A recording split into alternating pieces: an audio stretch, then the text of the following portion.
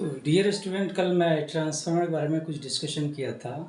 तो कल मैंने आपको बताया था ट्रांसफार्मर में ईएमएफ इक्वेशन कैसे डिराइव करते हैं।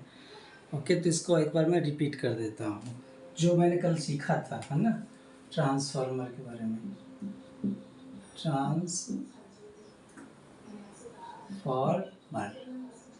कल जो मैंने सीखा था क्या क्या कि E1 इज इक्वल टू क्या आया था, 4.44 FN1 5M। E2 is equal to 4.44 FN2 5M। Okay, तीसरा मैंने बताया था कि E1 या E2 by E1 is equal to क्या हुआ, दोनों को जो डिवाइड कर देंगे तो ये क्या आ जाएगा, N2 बाई N1। ओके, अब ज़रा ये बताओ, कल मैंने आइडियल ट्रांसफार्मर के बारे में बताया था, है ना। तो जैसे आपका ये मैग्नेटिक कोर है ना, ये इसका कॉइल है, प्राइमरी कॉइल। ये सप्लाई वोल्टेज जिसका आरएमएस वैल्यू क्या था, V1। ओके, ये सेकेंडरी टर्न, इसमें क्या वोल्टेज इंड्यूस्ड हो गया था, E1। ओके, इसमें वोल्टेज इंड्यूस्ड हो गया था E2। ओके, और ये क्या था हमारा लोड, है ना, जिसका वोल्टेज क्या था V2। ओके, करंट इसमें क्या हो गया I1, इसमें क्या हो गया ये I2। इसका नंबर ऑफ टर्न N1 था, इसका नंबर ऑफ टर्न N2। इसमें क्या हो गया था, म्यूचुअल फ्लक्स, है ना। यही था कल का डिस्कशन में। तो आइडियल ट्रांसफार्मर के केस में मैंने बताया था कि आइडियल ट्रांसफार्मर में कोई वाइंडिंग रेजिस्टेंस नहीं होता है, कोई लीकेज फ्लक्स नहीं होगा और न ही कोई आयरन लॉस होगा, ठीक है ना। तो अब ज़रा बताइए कि इस केस में जो है बताओ कि E1 और V1 दोनों क्या होगा, सेम होगा, क्लियर है ना।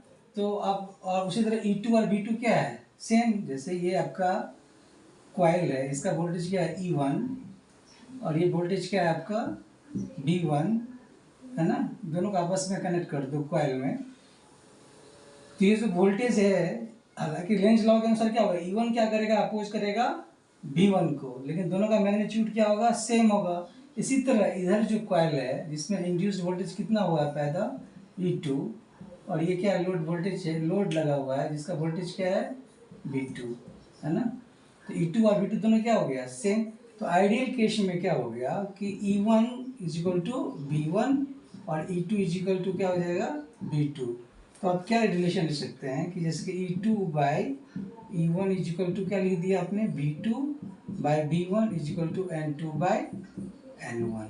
क्लियर, एक रिलेशन ये आ जाएगा। ओके, दूसरी बात, आइडियल ट्रांसफार्मर में क्या होगा, जो इनपुट पावर होगा, है ना, वही क्या हो जाएगा, इक्वल टू आउटपुट पावर। तो इनपुट पावर क्या हो गया, तो इनपुट पावर इक्वल टू क्या होगा, input voltage into input current. तो इनपुट वोल्टेज कितना है V1, इनपुट करंट क्या है I1। ओके, आउटपुट वोल्टेज कितना वोल्टेज मिल रहा है आपका, लोड, आउटपुट का मतलब आपने लोड लगा दिया, तो V2 इंटू क्या हो गया ये I2। तो input electrical power primary side equal to output electrical power on the secondary side. इस रिलेशन से क्या होता है, V2 by V1 is equal to क्या हो जाएगा, I1 बाई I2। और ये V2 बाई V1 हमने क्या पढ़ा था, E2 बाई E1। ओके, और E2 बाई E1 क्या है, N2 बाई N1। और ये जो N2 बाई N1 है उसी को बोलते हैं ट्रांसफॉर्मेशन रेशियो। ये एक रिलेशंस आ गया आइडियल ट्रांसफार्मर के लिए, क्लियर ना। तो ये था आइडियल ट्रांसफार्मर का। अब मैं आपको बता देता हूँ प्रैक्टिकल ट्रांसफार्मर क्या होता है और क्या क्या सीखा था इसके अलावा आपने कि कल जो मैंने सीखा था कि सप्लाई वोल्टेज है V1, इससे क्या कौन सा करंट निकला था, मैग्नेटाइजिंग करंट। इससे क्या प्रोड्यूस होगा, म्यूचुअल फ्लक्स। इससे दो वोल्टेज प्रोड्यूस हो गया E1 और E2। ओके, आइडियल ट्रांसफार्मर के केस में, है ना। इसका मैंने फेजर डायग्राम ड्रॉ किया था। वाई एक्सिस पे V1, ओके। मैग्नेटाइजिंग करंट क्या था, लैगिंग बिहाइंड कितना था, 90 डिग्री से, क्योंकि प्राइमरी साइड में जो सर्किट, प्राइमरी साइड में क्या था, सिर्फ एक कॉइल था और एक सप्लाई वोल्टेज जिसका वैल्यू क्या था, RMS वैल्यू V1। इसमें जो करंट फ्लो हुआ, प्राइमरी करंट, उसको हम IM से लिखते हैं, मैग्नेटाइजिंग करंट से। इस रिएक्टेंस को बोलते हैं मैग्नेटाइजिंग रिएक्टेंस, है ना। तो चूंकि ये प्योर इंडक्टर है, कॉइल है, तो ये जो करंट क्या रहता था, सप्लाई वोल्टेज से 90 डिग्री लैग कर रहा था, IM, ओके, मैग्नेटाइजिंग करंट। और इसी पे क्या हो गया, मैग्नेटिक फ्लक्स। तो मैंने बताया था कि जो E1 और E2 क्या होगा, सप्लाई वोल्टेज से कितना डिग्री लैग करेगा, 180 डिग्री। तो अगर आपसे फेजर क्या बोलते हैं, इसको इक्वेशंस के रूप में लिखना बोला, पोलर फॉर्म में लिखने के लिए कहा जाए, तो क्या लिखेंगे आप, तो B1 इजिकल टू क्या होगा, B1 एंगल 0 डिग्री। क्लियर ना, आपने वाई एक्सिस को रेफरेंस मान लिया है। तो IM इजिकल टू क्या हो जाएगा, IM minus 90 degree, okay. Magnetizing current क्या हो रहा है, सप्लाई वोल्टेज से 90 डिग्री लैग कर रहा है। उसी तरह E1 जो है क्या होगा, E1 माइनस 180 डिग्री, और E2 क्या हो जाएगा, E2 माइनस 180 डिग्री। तो ये जो भी मैं दिखा रहा हूँ किसके रिस्पेक्ट में दिखा रहे हैं, सप्लाई वोल्टेज के रिस्पेक्ट में। तो आपने क्या लिखा है, सप्लाई वोल्टेज के रिस्पेक्ट में किसको लिखा है, मैग्नेटाइजिंग करंट को, induced EMF in primary winding को, और induced EMF in secondary winding को। क्लियर ना। तो ये कल हमने सीखा था, ये था इसका फेजर डायग्राम। उसी तरह मैंने वेव डायग्राम भी बताया था। आज मैं बताने जा रहा हूँ आपको रियल ट्रांसफार्मर के बारे में, ठीक है। तो रियल ट्रांसफार्मर में क्या होता है कि उसमें वाइंडिंग के रेजिस्टेंस को आप नेग्लेक्ट नहीं करेंगे। सपोज कीजिए पहले क्या था आइडियल ट्रांसफार्मर में, जैसे आपका आइडियल ट्रांसफार्मर है, ये मान लो एक ट्रांसफार्मर है ना, क्लियर।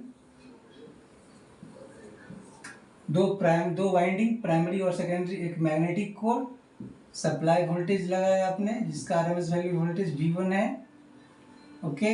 इसमें क्या होगा, जैसे ही करंट फ्लो होगा, मैग्नेटाइजिंग करंट फ्लो होगा, इसमें क्या हो जाएगा, फ्लक्स प्रोड्यूस हो जाएगा, है ना। उसी का जैसे ही फ्लक्स प्रोड्यूस होगा, इसमें क्या होगा, E1, और इसमें ये E2 प्रोड्यूस हो जाएगा। क्लियर। तो आपने क्या देखना है कि ये जो कॉइल है प्राइमरी साइड में डायरेक्ट सप्लाई वोल्टेज से कनेक्टेड है, ओके। अब करेंगे क्या कि अब सपोज कीजिए प्राइमरी साइड को मैं लिख रहा हूँ, ड्रॉ कर रहा हूँ, ये आपका प्राइमरी कॉइल है, ये आपका सप्लाई वोल्टेज है ना, सप्लाई वोल्टेज है। इसको आप एक वायर से कनेक्ट करोगे ना, तो रियल ट्रांसफार्मर क्या होता है, उस वायर का जो रेजिस्टेंस को आप नेग्लेक्ट नहीं करते हैं। तो यहाँ पे क्या होगा, ये जो वायर होगा उसका R1 क्या हो गया, अपने इसका रेजिस्टेंस हो गया। क्लियर ना। तो R1 क्या हो गया, resistance of the primary winding. Similarly इसी तरह क्या होगा कि सेकेंडरी केस में भी, सेकेंडरी कॉइल हो गया, ये आपका लोड हो गया, इस दूसरे इसको जो कनेक्ट करेंगे इस वायर से, उसका रेजिस्टेंस क्या हो गया, R2। क्लियर ना। और ये E2, तो इसमें क्या हो गया, E1, ये हो गया V1। तो V1 क्या हुआ, इसके E1 के लिए सप्लाई है, ये E2 जो है सप्लाई किसके लिए, ये लोड के लिए सप्लाई है ना।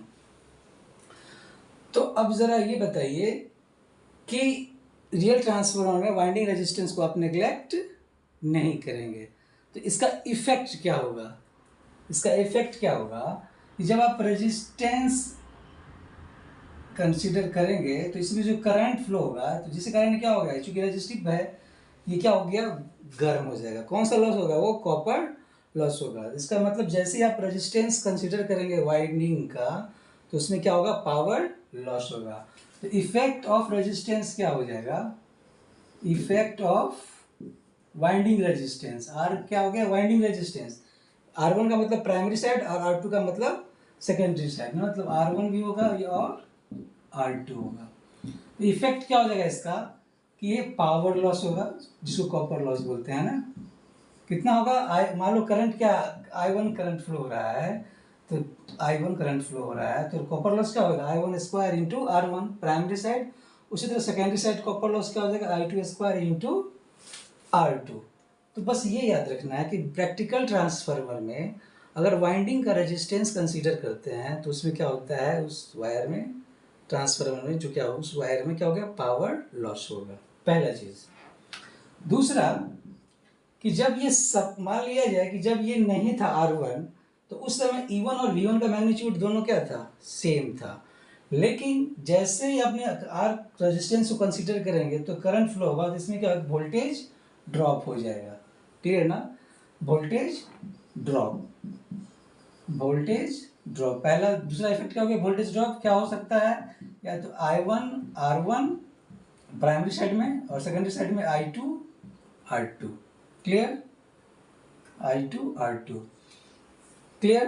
तो जैसे ही वोल्टेज ड्रॉप हुआ तो अब क्या हुआ, E1 और V1 सेम तो नहीं रहा, सप्लाई वोल्टेज तो ये है कि इसका जो कुछ पार्ट क्या होगा, इसमें चला जाएगा, कुछ पार्ट E1 हो गया। तो इस केस में भी क्या हो जाएगा कि E1 का जो वैल्यू होगा क्या हो जाएगा, V1 से छोटा होगा। इस केस में क्या होगा, सप्लाई वोल्टेज तो ये है, क्लियर ना। तो इस केस में क्या होगा, V2 क्या हो जाएगा, छोटा होगा किससे, E2 से।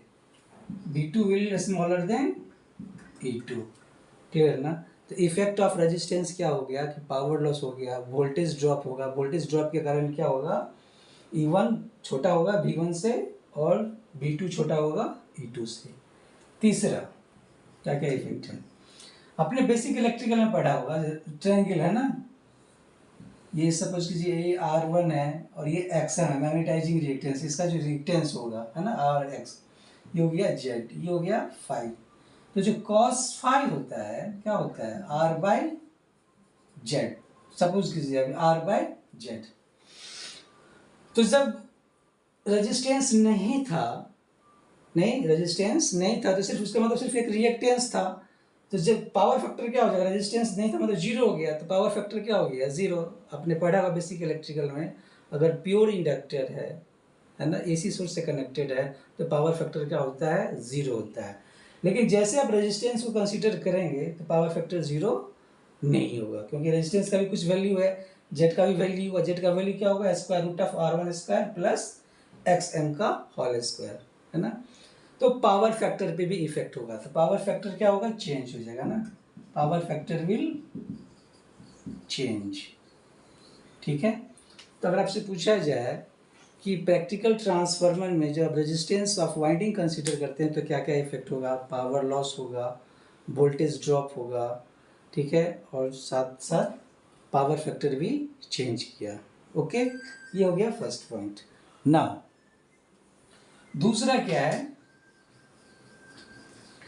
कि अब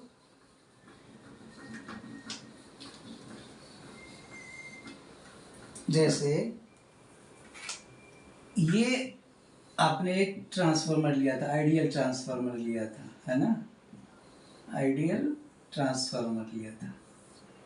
ओके, अब जरा सोचो आपने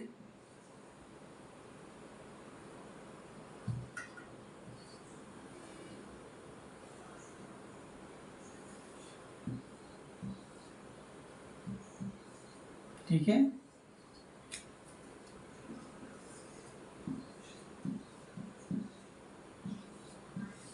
ओके। तो जैसे ही सप्लाई वोल्टेज V1 था, ठीक है, करंट निकला I1, सपोज कि अभी मैग्नेटाइजिंग, अभी क्या ideal transformer on no load है ना, ये मैग्नेटाइजिंग करंट, एक ही करंट है।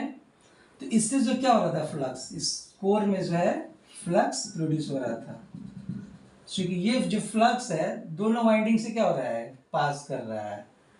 क्लियर ना। जैसे कि आप कोई करंट है, वायर है, इसके जैसे ही करंट फ्लो होगा तो इसके चारों ओर क्या होगा, मैग्नेटिक फील्ड पैदा हो जाएगा। मैग्नेटिक फील्ड का मतलब magnetic flux. Clear.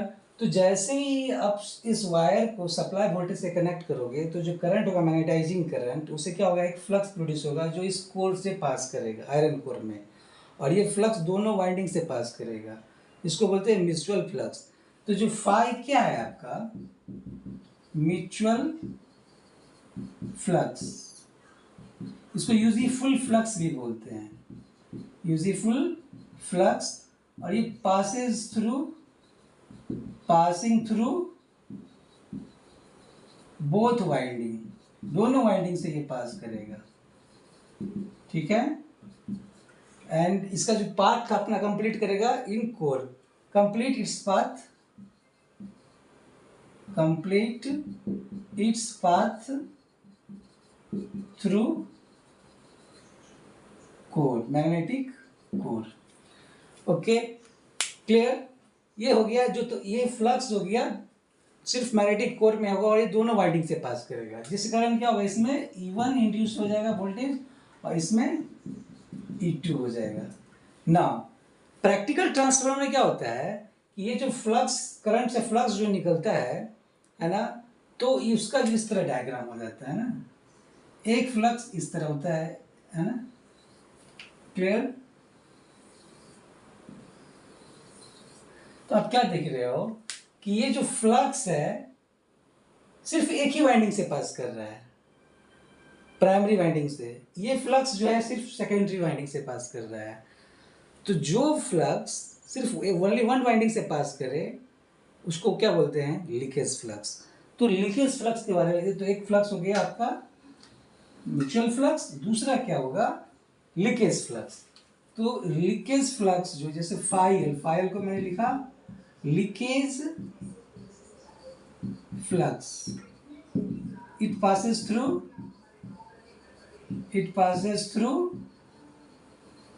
Only one winding. और ये अपना रास्ता कंप्लीट क्यों करता है, सर्किट जो कंप्लीट कैसे करता है, थ्रू एयर। म्यूचुअल फ्लक्स का पूरा सिर्फ कोर में था, वो एयर में पास नहीं हो रहा था, लेकिन जो लीकेज फ्लक्स होगा उसका कुछ पार्ट क्या होगा, कोर में होगा, कुछ पार्ट एयर में होगा। तो कंप्लीट इट्स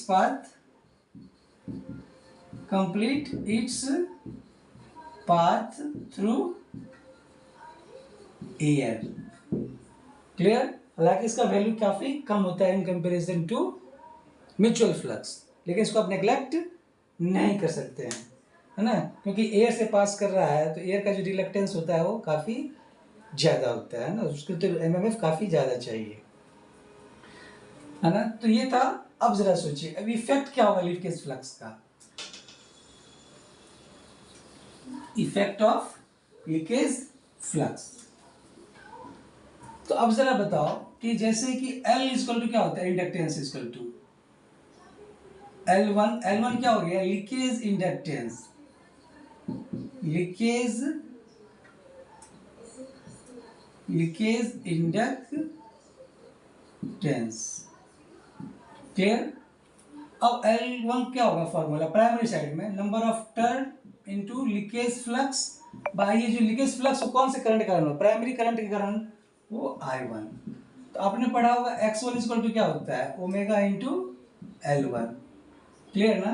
तो ओमेगा क्या हो गया 2 पाई f, और L1 क्या हो गया N1 phi L by I1। Similarly X2 equal to हो जाएगा omega L2 2 pi f N2 phi L2 by I2, clear ना। ये हो गया सेकेंडरी करंट, ये प्राइमरी करंट, ये प्राइमरी लीकेज फ्लक्स और ये सेकेंडरी लीकेज फ्लक्स। तो जरा ये बताओ आप, हमें पता करना है इफेक्ट ऑफ लीकेज फ्लक्स क्या होगा, लीकेज फ्लक्स, है ना। तो जरा ये बताओ, ये क्या था प्राइमरी साइड में, सिर्फ ये मैग्नेटाइजिंग रिएक्टेंस था, प्राइमरी साइड की बात कर रहा हूँ। यहाँ पे क्या था, सप्लाई वोल्टेज V1, क्लियर। अभी हमने वाइंडिंग रेजिस्टेंस को नहीं लिया, चलो मान लो ले लिया, ये प्रैक्टिकल ट्रांसफार्मर, ये क्या था आपका R1। अब जब लीकेज फ्लक्स को कंसीडर करेंगे आप, तो क्या होगा, एक रिएक्टेंस क्या आ जाएगा इसमें ऐड हो जाएगा, OX1, clear.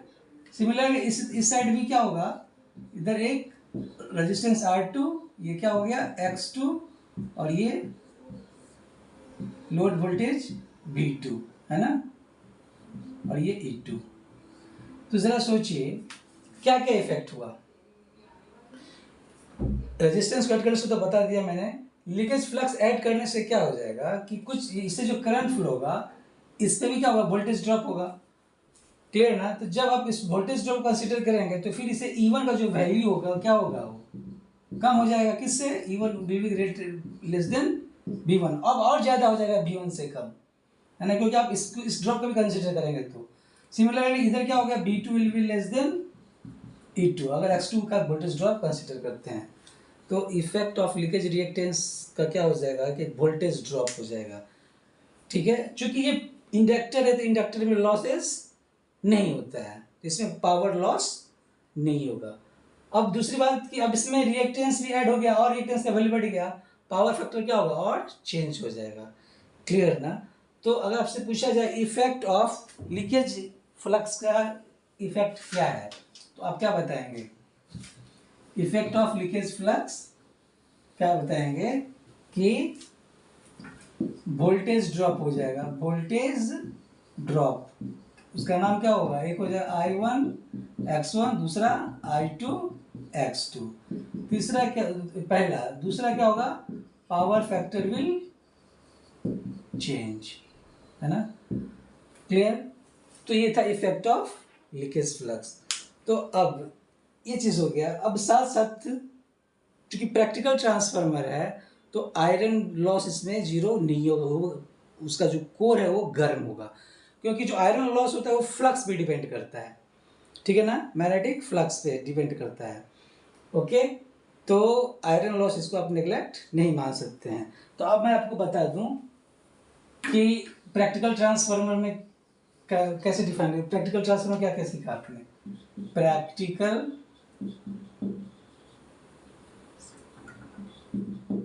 Practical transformer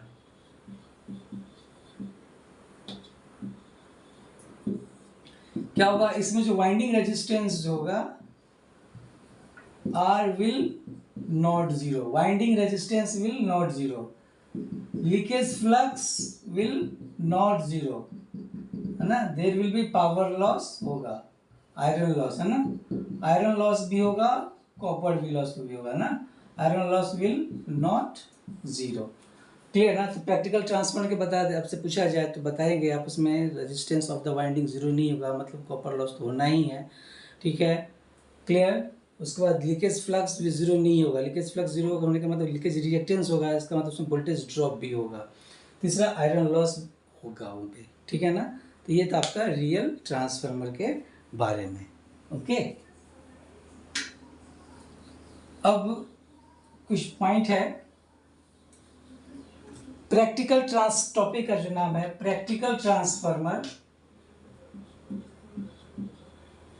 practical transformer on no load. No load का मतलब क्या हो गया, सेकेंडरी साइड में कोई करंट फ्लो नहीं हो रहा है। तो अब आई नो लोड का मतलब I2 इक्वल टू जीरो, है ना? तो अब इसका मैंने एक चीज़ बताया था कि जो V1 होगा सप्लाई वोल्टेज से क्या निकलेगा, I1 करंट, इससे क्या हो जाएगा, ये क्या था, मैग्नेटाइजिंग करंट, जो प्राइमरी करंट था उसको क्या बोलते हैं, मैग्नेटाइजिंग करंट। इससे क्या प्रोड्यूस हुआ था, फ्लक्स, मैग्नेट क्या होता है वो, म्यूचुअल फ्लक्स, है ना? और इससे क्या प्रोड्यूस हो गया था, E1 और E2 ना। तो प्रैक्टिकल ट्रांसफार्मर में जो है सेकेंडरी करंट जीरो, I2 क्या हो गया, जीरो ऑन नो लोड पे। तो अब ये बताओ प्रैक्टिकल ट्रांसफार्मर मैंने क्या बताया था, चूंकि I2 जीरो है तो ये जो मैग्नेटाइजिंग करंट जो होता है वो काफ़ी कम होता है, निकले मतलब बहुत ही कम होता है। ठीक है ना? तो उस चूंकि करंट का वैल्यू काफ़ी कम होता है तो प्राइमरी साइड का जो रेजिस्टेंस है उस पर जो ड्रॉप क्या होगा, बहुत ही कम हो, इसको आप नेग्लेक्ट मान सकते हैं। उसमें जो कॉपर लॉस होगा उसको भी आप नेग्लेक्ट मान सकते हैं। ठीक है ना? क्योंकि करंट बहुत ही कम है तो लीकेज फ्लक्स को भी आप उसमें आप नेग्लेक्ट मान सकते हैं। तो जब आप क्या करेंगे कि इस केस में जो है क्या बनाएंगे, ये आप इस तरह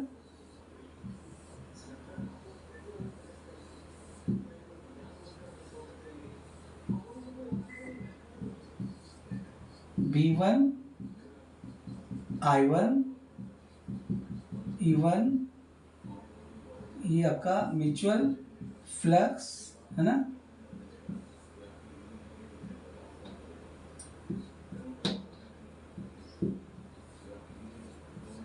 ठीक है। और ये E2, क्योंकि ये ओपन सर्किट है, I2 इक्वल टू क्या हो गया 0 ना।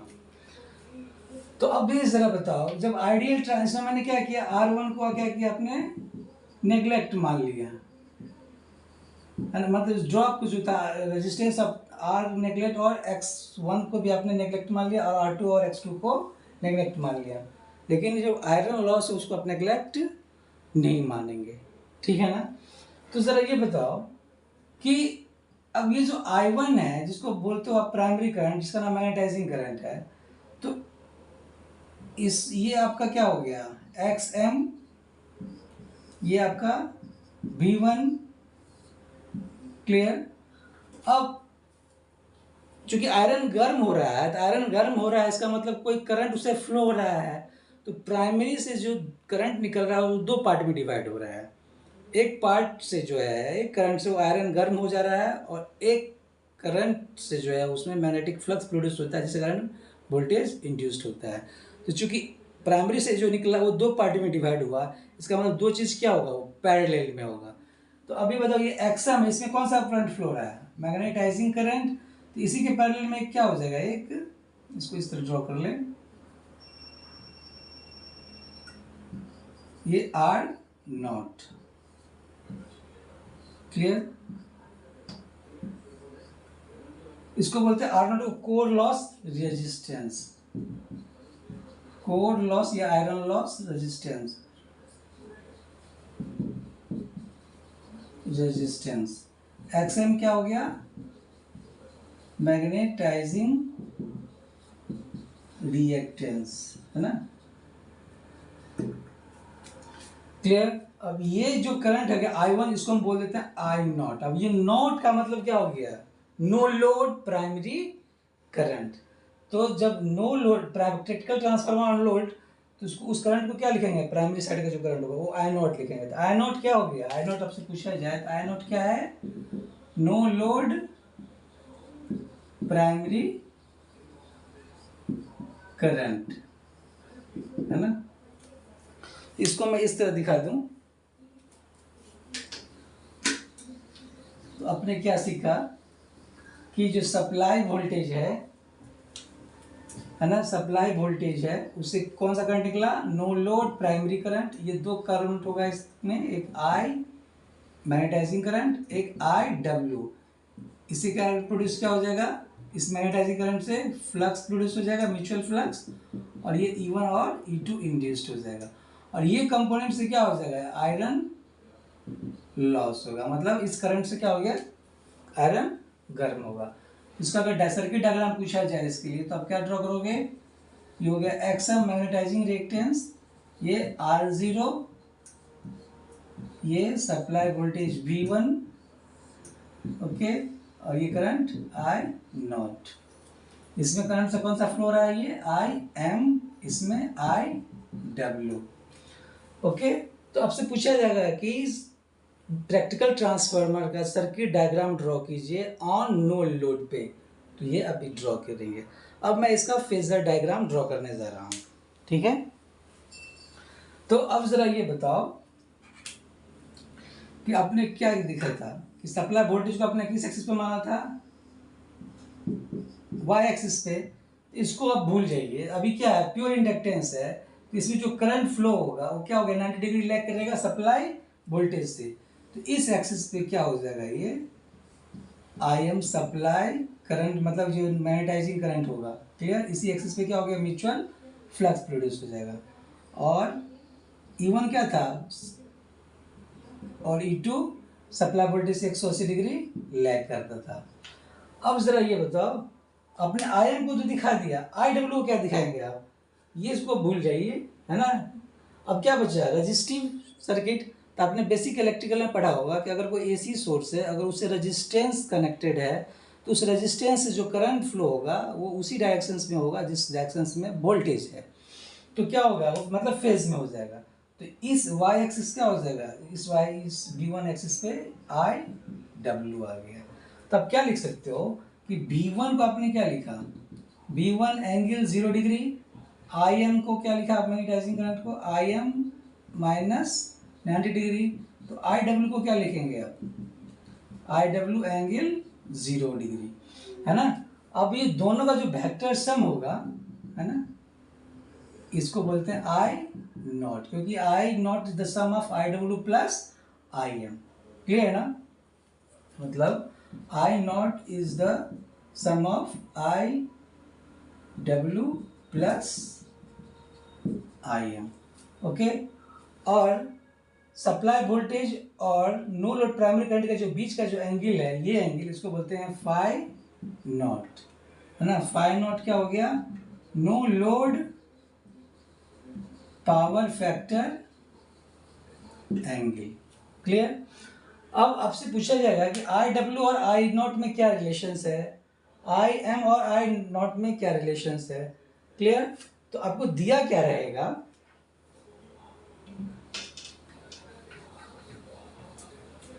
ये इस राइट एंगल ट्रायंगल में, है ना, ये कितना है फाई नॉट, ये क्या है IW, और ये जो है I नॉट, है ना।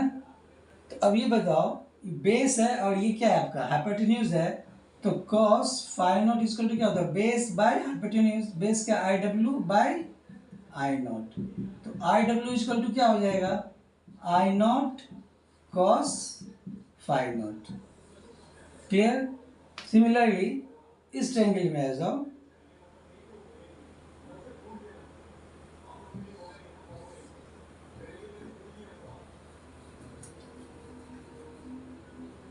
अच्छा ये IM है, तो ये भी लेंथ क्या हो गया IM होगा।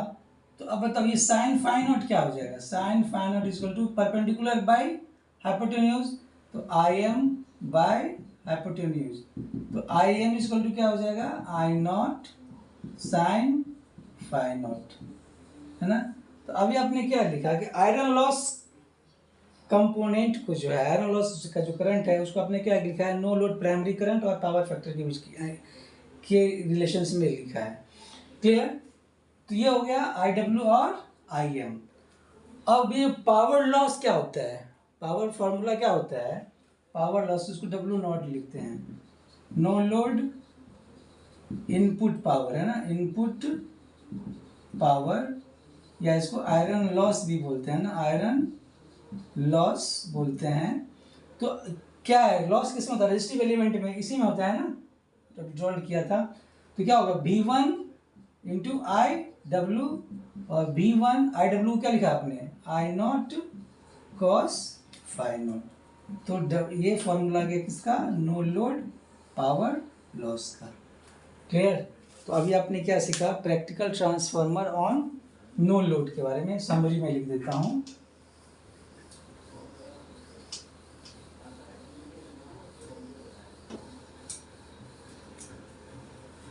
क्या क्या सीखा कि IW क्या हो जाएगा, I naught cos phi naught, IM equal to I naught sine phi naught, और एक I नॉट इक्वल टू क्या होगा, square root of I² M plus I²W, ये भी लिख सकते हैं।